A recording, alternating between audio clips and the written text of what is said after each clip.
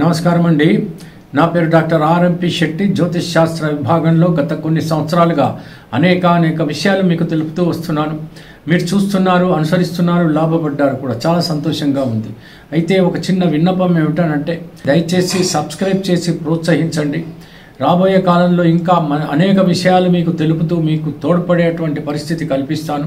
మీరు లాభపడేటువంటి స్థితిగతులు ఏర్పడతాయన్నటువంటి విషయం అర్థం చేసుకుని బెల్ ఐకాన్ని నొక్కండి, షేర్ చేయండి. ఆ తర్వాత ఏమైనా కామెంట్స్లో ఉంటే మాత్రం నోట్ చేయండి. నేను రెస్పాండ్ అవ్వడానికి ప్రయత్నిస్తాను. ఇకపోతే తెలపాల్సినటువంటి ఒక ముఖ్యమైనటువంటి విశేషం ఏమిటంటే, మరి మిథున రాశి వారికి జూలై మాసం 2025వ సంవత్సరంలో మరి మాస ఫలితం ఏముంటుందో తెలియజేస్తున్నాను. ఒక్కసారి మీ జాతకాన్ని పరిశీలించుకొని ఆ తర్వాత ఈ యొక్క గోచార ఫలితాలను జతపరుచుకుని మీరు ప్రణాళికాబద్ధంగా అడుగులు వేసినట్టయితే విజయం అనేటువంటిది మీకు లభిస్తుంది అనేటువంటి విషయం నేను గట్టిగా చెప్తున్నాను. అలా ప్రయత్నించండి. ఇకపోతే ఈ యొక్క మరి మిథున రాశిలో వచ్చేటప్పటికి ఏ నక్షత్రాలు ఏ పాదాలు ఉంటాయనంటే, మృగశిర నక్షత్రం 3-4 పాదాలు, ఆరుద్ర నక్షత్రం 1, 2, 3, 4 పాదాలు, ఆ తర్వాత పునర్వసు నక్షత్రం 1, 2, 3 పాదాలు ఇందులో ఉంటాయి. మరి గ్రహ గమనాల విషయం కనుక తీసుకున్నట్టయితే, మీనరాశిలో శనైశ్చరుడు, కుంభరాశిలో రాహువు, సింహరాశిలో కుజుడు, కేతువు, పిశాచయోగం ఏర్పడింది ఇక్కడ. తర్వాత మరి కర్కాటక రాశిలో బుధుడు, వృషభ రాశిలోకి వచ్చేటప్పటికి శుక్రుడు, ఆ తర్వాత మిథున రాశిలో మరి రవి, బుధుడు ఇద్దరు కూడా ఉండటం అనేటువంటిది జరిగింది. మరి ఇక్కడ గురువు ఏ భావాలని చూస్తున్నాడు, వీక్షిస్తున్నాడు అన్నట్టు విషయం కనుక తీసుకున్నట్టయితే, పంచమ భావము, ఆ తర్వాత తృతీయ భావము, చతుర్థ భావం అంటే సంతాన భావాన్ని చూస్తున్నాడు, తృతీయ భావాన్ని చూస్తున్నాడు, చతుర్థ భావాన్ని చూస్తున్నాడు. పంచమ భావం అంటే సంతాన భావం అని అర్థము. తృతీయ భావం అంటే విక్రమ పరాక్రమ స్థానమే కాకుండా సోదరీమణుల స్థానం కూడా అవుతుంది. చతుర్థ భావం అంటే విద్య అవుతుంది, తల్లి అవుతుంది, గృహము అవుతుంది. ఈ 3 కారకత్వాలు కూడా ఇందులో ఉంటాయి. కాబట్టి ఈ విషయాలు ఎప్పుడైతే గురువు యొక్క వీక్షణ పడి క్షేమకరంగా ఉంటాయనేటువంటి విషయం మీకు తెలియచేస్తున్నాను. ఇకపోతే మరో విషయం ఏంటంటే, ఈ యొక్క తృతీయ భావంలో మరి పిశాచ యోగం ఏర్పడింది కాబట్టి సోదరీమణుల విషయంలో చాలా జాగ్రత్తగా ఉండాల్సినటువంటి పరిస్థితి. ఇది 28వ తేదీ జూలై వరకు కూడా ఈ పిశాచ యోగం ఉంటుంది కాబట్టి చాలా జాగ్రత్తగా ఉండాలి. ఎట్టి పరిస్థితులను ఏ గొడవ కూడా సోదరీమణులతో పెట్టుకోవద్దండి. అనవసరమైనటువంటి ఆపదలు కొని తెచ్చుకోవద్దండి. అది ఏదైనా ప్రాపర్టీస్ కోసమే కావచ్చు, లేకపోతే ఏదైనా మిస్అండర్స్టాండింగ్సే కావచ్చు, లేదో ఏదైనా ఈగోకు పోయే కావచ్చు.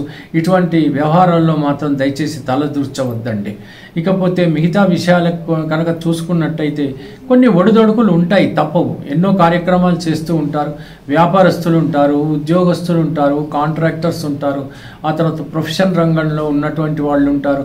వాళ్ళ కర్తవ్యం అనేటువంటిది వాళ్ళు పాలిస్తూ ఉంటారు. కానీ ఇటువంటి పనుల్లో వాళ్ళకి ఖచ్చితంగా ఒడిదొడుకులు అంటే అడ్డంకులు, అబ్స్ట్రక్షన్స్ ఇవన్నీ వస్తూనే ఉంటాయి. అంత మాత్రం చేత దిగులు పడాల్సినటువంటి అవసరం ఎంత మాత్రమూ లేదు. డిప్రెషన్స్కి లోనవ్వాల్సినటువంటి పరిస్థితి లేదు. ఖచ్చితంగా సాహసోపేతంగా ధైర్యం కూడా కట్టుకొని ఆత్మవిశ్వాసంతో మీరు అడుగులు వేస్తే కనుక మీరు పనులు సకాలంలో పూర్తి చేసుకోగలుగుతారు.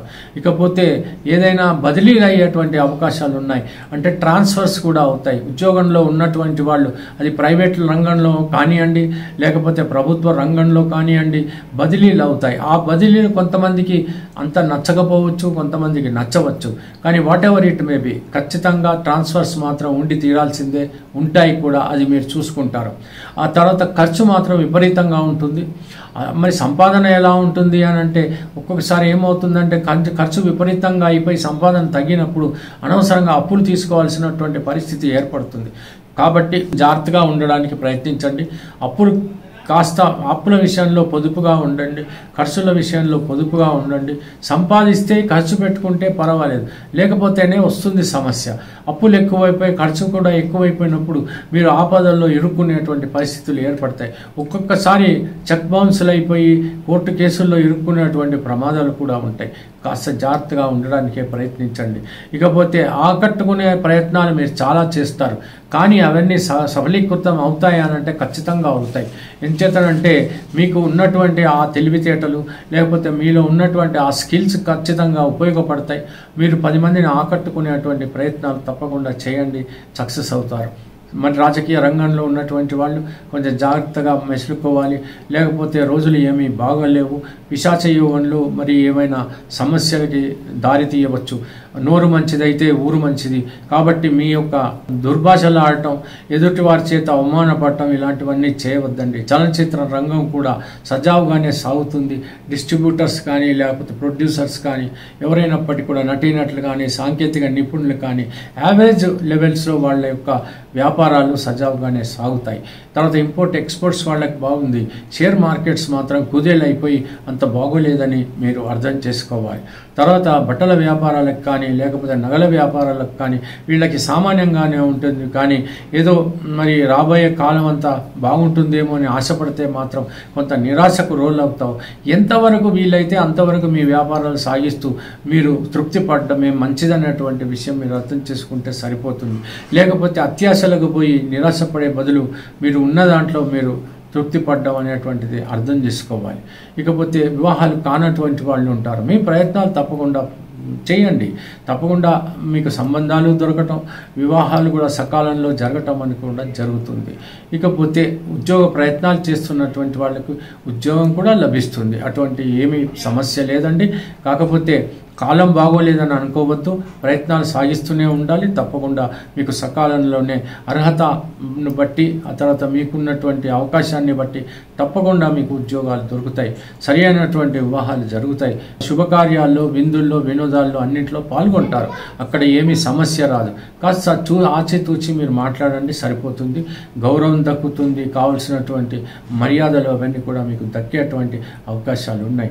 పెద్దలను గౌరవించండి, గురువులను గౌరవించండి. భక్తి శ్రద్ధలతో జూలై మాసం అంతా గడపాల్సిందిగా నా మనవి. మీరు తప్పకుండా ఎట్టి పరిస్థితుల్లో హనుమాన్ చాలీసా వదిలిపెట్టకండి. ప్రతిరోజు ప్రొద్దున్నే పడుకోబోయే ముందు చదవటమో వినటమో ఏదో ఒకటి చేయండి. అది చాలా మంచిది మీకు అర్థం చేసుకుంటే. వెంకటేశ్వర స్వామిని, శ్రీ మహాలక్ష్మిని పూజించండి. తగు విధంగా పూజించండి. మీకు అర్థమైన విధంగా పూజించండి. ఇక్కడ భక్తి ప్రధానమని మాత్రం తెలుసుకుంటే సరిపోతుంది. తెలిసింది కదా. సెలవండి. ఉంటాను. నమస్కారం.